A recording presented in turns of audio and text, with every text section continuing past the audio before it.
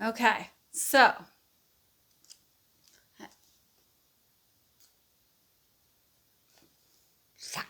Okay.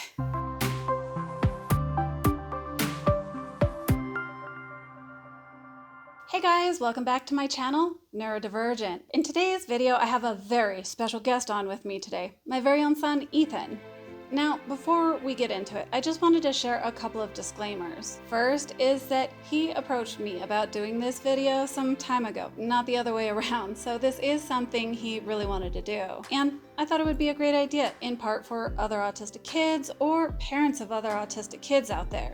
Second, I wanted to address any viewers who may disagree with me interviewing my son on a public platform like this because believe me, I contemplated all of that before moving forward. I can already anticipate people saying things like, what will he think about this when he gets older? Or what if this stops him from getting employed, etc., etc. And in thinking about all of those things, it actually strengthened my resolve. Because I realized that by worrying about other people's reactions to my son having autism in the future, this actually reinforces that there is something to be ashamed of about that. And that needs to stop. One of the biggest reasons I and other autistic YouTubers do what we do is to try to normalize and increase the acceptance of ASD. Just like me, my son was born autistic, and it's not going to go away when he turns 18. Any people that come into his life as an adult will know that, and if they can't accept that about him, they probably shouldn't be in his life. As far as his opinion goes, well, that matters to me a lot more. I think and hope he'll be proud of his brave contribution to the community when he gets older, but if that changes at any time, I will of course honor that. So, with all of that out of the way, let's get into it. I have a list of questions for you. You ready? Ready. Okay. We're going to start off with an easy one. What is your name? Ethan, obviously. Obviously. I'm very familiar with your name. All right. We'll up the game a little bit. We're moving on to the next one. What does it feel like to have autism? Makes me feel different. Yeah, I think that's the best explanation that anybody could give, right? Makes us feel different. We're very different. I should have added a little bit more context. How old are you? 11. 11. What grade are you in? 6. 6th grade. You've made it to the big leagues now, the halfway big leagues. You're growing up now too much. I want to keep you small, but you keep growing. So it's life, I guess. We got to deal with it, right? All right. So, yeah, that was the best answer you could have given. Seriously. It's different. All right, let's move on to the next one. Are there some things that are hard about having autism? People don't really treat you nice like they should. That I really observed that in 6th grade. 6th grade, a lot more observation of how people treat you in 6th grade. Yeah. Yeah.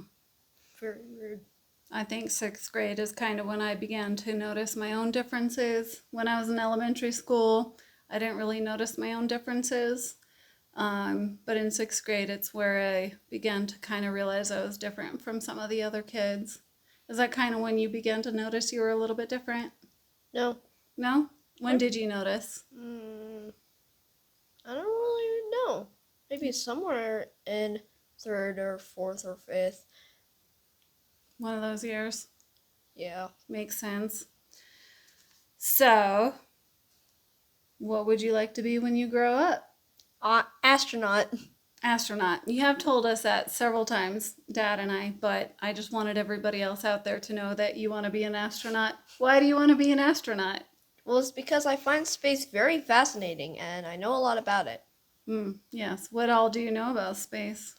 Well, first of all, I know a lot about black holes. Like, a lot. Do you plan to encounter any black holes when you go to space?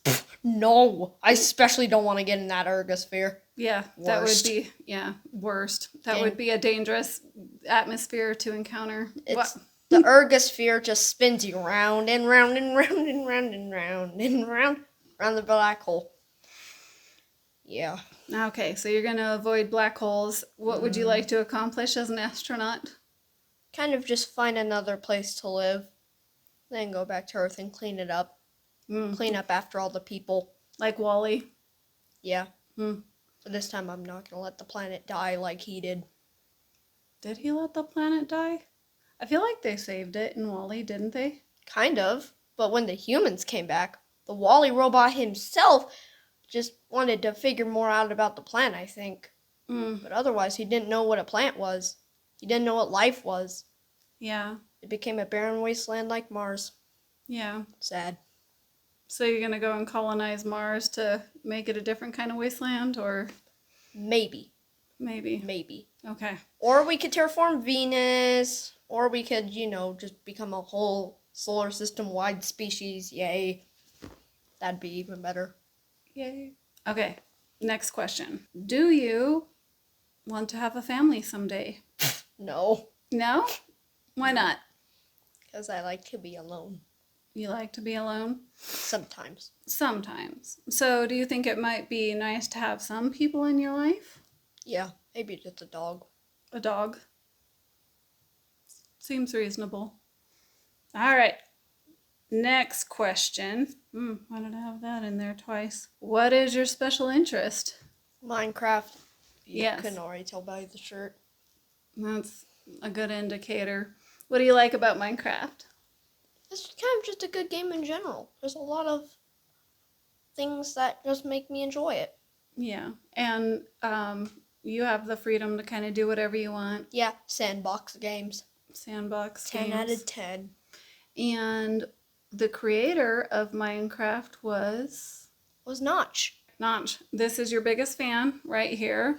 He talks about Minecraft 24/7, and he knows everything there is to know about it. So Not 24/7. Sometimes. Sometimes you sleep. Yeah. So a lot of autistic people out there have special interests, right? Right. Do you know that there are some people out there who have special interests that are about different things that are as intense as you feel about Minecraft? Yes. Yeah. There are some people out there that have special interests about space. Well, you also like space, but there are people out there who are interested in being like morticians. Do you even know what that is? That's a big word. Like curating dead bodies? Yeah. But it's a needed service, and there are people out there who have special interests in wildlife, or there are people out there who have special interests in the stereotypical trains, but they're out there, right? But you don't like it when I talk about people having special interests in trains. Why is that? Because everyone thinks that autistic people like trains. Every single autistic person acts childish and likes trains, but no. Not the truth. Not the truth. Not Get the that, truth. Get that myth out of here. Write that down. Okay? Not every autistic person likes trains, but some of them do. All right? Okay. Yeah, some of them. Next question. This is a good one. What is it like having an autistic mother? Doesn't feel any different. Yeah. But I can relate to you on some things, right? Yeah. Yeah? Yeah. And sometimes I interpret your autism speak to Dad, like, so that he can kind of understand what you're looking for a little bit better. Yeah. Yeah? Yeah. Okay. Easy enough. All right. Next. What is your favorite subject in school? Science. Science. So yesterday we were driving to Red Lobster, and I was talking about the kind of some of the comforts that we experience here in America, and how people are a little bit risk averse because they think that insurance or will cover them for every risk that they take, or that let's see, what else was I saying? Or that now, see, these are the things that I clip out of my videos usually as I try to think, but then you patted my head like that, and that was kind of cute, so I might keep that in. Or how people might like think that they will get away with committing a crime, for example, because they think that the justice system won't hold them accountable. People think there's always a safety net to kind of capture them. And for some reason, you thought that I was talking about like how comfortable people are feeling in this world and they don't really know the next danger that could possibly hit us, which was the world. No, let me tell you. You tell me. Let me tell you Okay. that I agreed with you. I Yes. said that I agree. I Yes. did not think any different. Correct. I was agreeing with you. So I was telling you that for all of that comfort, all of that cushion, them taking risks on electronics at least, can end with a solar flare because of the electromagnetism of the field. I think that's what it's called. Is going to hit Earth, and it's going to mess up all of our electronics, probably break the terminals, but it won't send us back to the Stone Age. And what was the biggest solar flare event was the Carrington event, but the only electronics at the time were telegraph systems. They shot out sparks and shot their operators, so we have no idea. Oh, and also there were northern lights. Northern lights that happened as well? Was that as far up north as California or something? Yeah. So was that like an indicator kind of that was that like a early warning sign of the solar flare? No. It's just when the solar flare came, all the effects come at once. Mm-hmm. Yeah. Okay. Also, got it. So obviously we rely a lot more on technology now, so a solar flare would be pretty devastating. Pretty more devastating than it was living then. on the grid right now. More devastating than it was back then. In fact, when we were cave people, that didn't even affect us. We didn't even know if one hit or not. Correct, yeah. We had no idea. Because it's not even relative for things like us. Feet, bones, things. Yeah. Because in the caveman days, their Wi-Fi signal was not very strong. It didn't exist at all. They didn't have any electronics. Really? Next question. You ready? Yep. Do you have friends in school? Yeah. Hawkeye, Jeremiah, Aaron, and Josiah. Good, yeah. Mommy had a little bit more of a difficult time making friends than you do. And I sometimes wonder if that's kind of because girls worry a little bit more about what their friends think of them than boys do. But I'm really glad that you have some friends, some solid friends in middle school. Next question. Do you like it when people try to give you hugs? Well, I mean, unless it's like people I know, or like people that are like my parents that I know on like that level or a little more. Otherwise, I hate it. You hate it. In fact, a lot of contacts are no's. No's. A lot of contacts are no's. And you can speak up and tell people like, no, thank you. A lot of grown-ups are getting really good nowadays about asking, would you like a hug? Aren't they? Yeah. And you can tell them no. You like head scritches. Oh, yeah. Yeah, you love head scritches. But you don't like hugs. And you also struggle with greetings and salutations. So you struggle when people say hi. You struggle to say hi back. And when people say goodbye, you struggle to say goodbye back a lot of times, right? Caught Yes. Caught you. Yes. No shame in the game. You know what? Maybe like greetings and goodbyes need to be revamped. Yes. So, next question. What message would you like to pass on to other kids who have autism, like you? Be careful while making friends. Yeah. Why is that? Because sometimes people can act like they're your friend at first, but then it turns out that they're a bully and they turn on you. Have you encountered any bullies in school? Not really. Good. But I mean, I do know of, I think it was just the other day, about Tuesday, Aaron and Josiah, they were friends with Javon, but apparently Javon was being like rude and racist or something to them. Mm. So they were really mad. That's what I mean by like they turn on you. They can turn on you quickly. Yeah, yeah. Racism isn't good, so I understand their anger. Yeah, they were very angry. Where did you fall in all of that? Did you kind of stay in the middle? Like, this is some drama. You're spilling some tea right now. So, what I happened with wasn't you? involved. I wasn't involved in the situation. I did nothing about it. I wasn't in the situation at all. Okay, so you weren't involved in the situation No. at all. So, are you Nope. still friends with everybody, or did you just heard about it secondhand? So we were going on a walk with Miss, Mm-hmm. one of the teachers that walks around with Josiah. Mm-hmm. So they were on a walk, and they asked, or Miss asked if I wanted to come along, and I said sure. You know, like I probably would have. Yeah. And I heard all of the story, and I was like,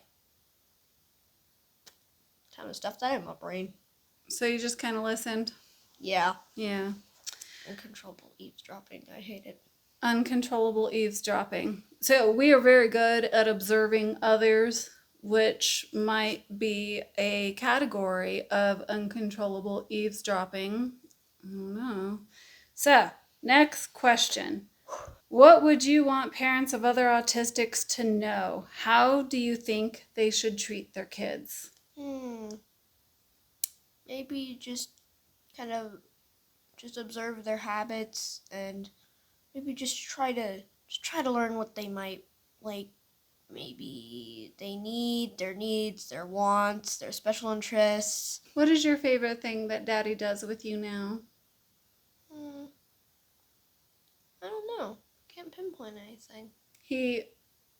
I think one of the nicest things he does with you is that he involves himself in your special interest. Yeah. So what does he do? He plays Minecraft with me. He plays Minecraft with you, right? Mm-hmm. Yeah. All right.